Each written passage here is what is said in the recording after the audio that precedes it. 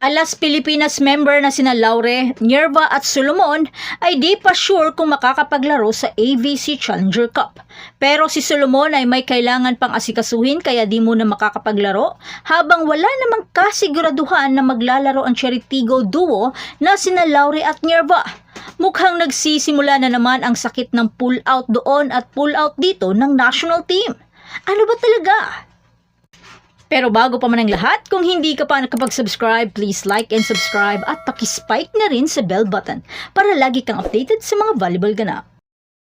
Mukhang nahihirapan ang Alas Pilipinas na magbigay ng konkretong plano dahil ang ibang manlalaro ay hindi pa sure if makakalahok sa FIVB Challenger Cup. Ilang araw na lang ang natitira bago ang 2024 FIVB Women's Volleyball Challenger Cup at nahihirapan ng Alas Pilipinas sa mga hamon kung saan maaaring hindi makalahok ang ibang mahahalagang manlalaro.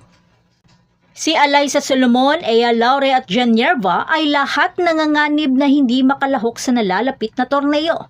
At kinumpirma ito ni Coach George Souza de Brito ang balita na binanggit ang mga dahilan para sa kanilang inaasahang pagkawala.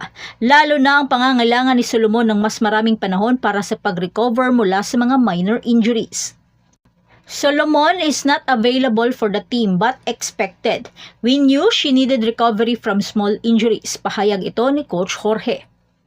Samantala, sina Nierva at Laure ay hindi pa sumasali sa pagsasanay sa Alas Pilipinas 4 na araw bago ang Challenger Cup dahil humigit kumulang 3 linggo na rin ang natitira bago simulan ang kanilang PVL mother team na Cheritigo Crossovers ang kanilang kampanya sa Reinforced Conference. So, kinailangang i-pull out muna ang dalawa para sa PVL Reinforced? Until now, we don't have Jen and Ea from Cherry, and we can't bring new players, so we need to find out inside our group. At ito ay nagdulot ng malaking epekto sa Alas Pilipinas. Ito rin ay nagdudulot ng malaking hamon para sa koponan habang sila ay nagpapakondisyon para sa kompetisyon. Sa 14 lamang na kumpirmadong manlalaro mula sa kanilang 18 women pool, mas mahirap na landas ang haharapin ng koponan sa Challenger Cup. May 2 bagong papasok naman na galing sa NU Lady Bulldogs na si Bella Belen at ang Creamline Cool Smashers na si Gemma Galanza. At dahil sa pagkawala ni Nierva, may listahan naman ang lumabas sa social media na agad kinonvert ni Coach Jorge si Galanza bilang isang libero.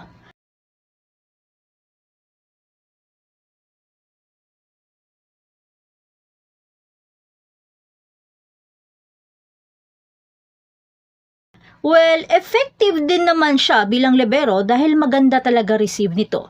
Pero masasabi ko rin na isang all-around player din to. So, gulatin mo na lang sila, Maring Gemma. Pero bago pa sina Solomon at Laure, si Tots Carlos ng Creamline ay na-roll out din sa Challenger Cup squad at mas lalong nagdagdag sa mga hamon sa Alas Pilipinas. Pero sa kabila ng mga pagsubok, determinado pa rin ang koponan na magtulungan at gawing maganda ang sitwasyon. Bagamat wala mang partikular na dahilan ang ibinigay sa pag-decline ng 3 times PVL MVP, matatanda ang nagkaroon siya ng injury sa tuhod pagkatapos ng kanilang pagkuha muli sa titulo ng Game 2 sa 2024 PVL All-Filipino Conference Finals noong Mayo. At ang Pilipinas ang magho-host ng 4 na araw na torneo simula sa July 4 to July 7 sa Ninoy Aquino Stadium. Haharapin ng Alas Pilipinas ang Vietnam sa kanilang Challenger Cup opener sa concurrent knockout quarterfinal match sa July 5 ng 6:30 ng gabi. Sama-samang makikilahok ang mga koponan mula sa Argentina, Czech Republic, Belgium, Sweden, Kenya at Puerto Rico na lahat ay nagsusumikap para sa puwang o slot para sa 2025 Volleyball Nations League. At yan ang lahat para sa ating update ngayon. Manatiling nakatutok para sa karagdagang mga balita hinggil sa FIVB Challenger Cup at ang pinakabagong mga kaganapan sa mundo ng volleyball. Hanggang sa muli, patuloy na mag-spike at mag-dig sa ating channel.